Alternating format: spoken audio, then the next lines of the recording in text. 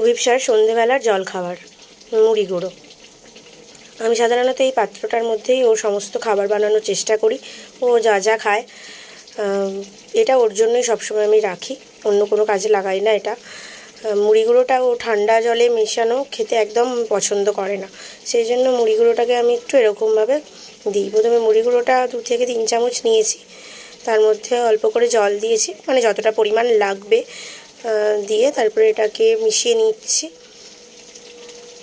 মিশিয়ে নিয়ে এতে আমি বাতাসা দেবো না, কোনো দিন বাতাসা দিই, আজকে বাতাসা দেবো না।